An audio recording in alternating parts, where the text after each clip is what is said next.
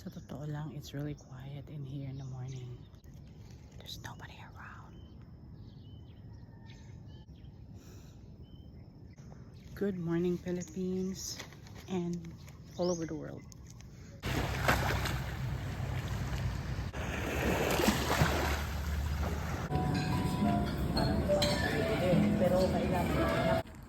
Hey boy, you have a color. Hey guys, good morning. Surprisingly, the weather is, I wouldn't really say cooler, but it's bearable.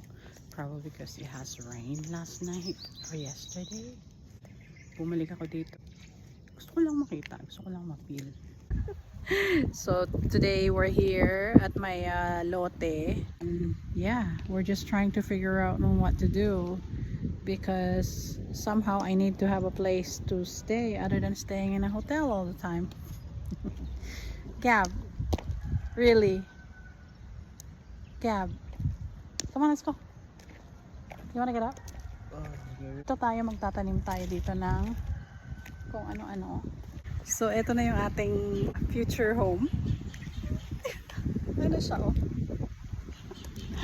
So picturean muna natin bago tayo puro video-video.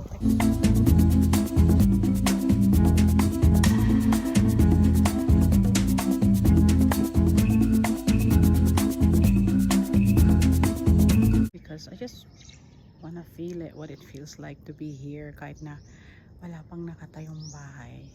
So ngayon, tahimik dito sobra, except for a few tricycle, motorcycle, and sometimes yung mga manok na nag-iingay.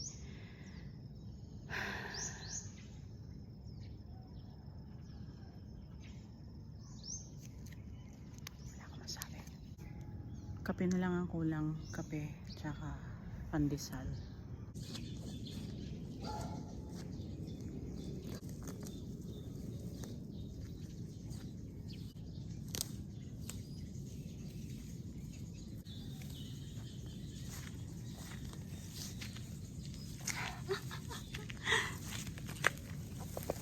Just in case you may wonder, wait, my eyes is a little teary. Just in case you may wonder why naghihilamon ako dito mag-isa. Kasi gusto ko lang talaga ma-experience kung paano wala ka nang gagawin pag-retire ka na. Sana kaya ko pa. So, hanggang dito lang muna tayo.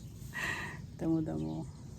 Gusto ko pang magstay pero we have to go someplace else.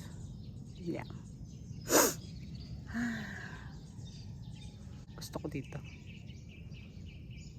Pero tara, kain muna tayo. Breakfast muna tayo. So for today's breakfast, today's video, ang ating breakfast ay steamed okra, itlog, danggit, native na manok. Thank you so much. Ito ang hilig niyo, alam ko.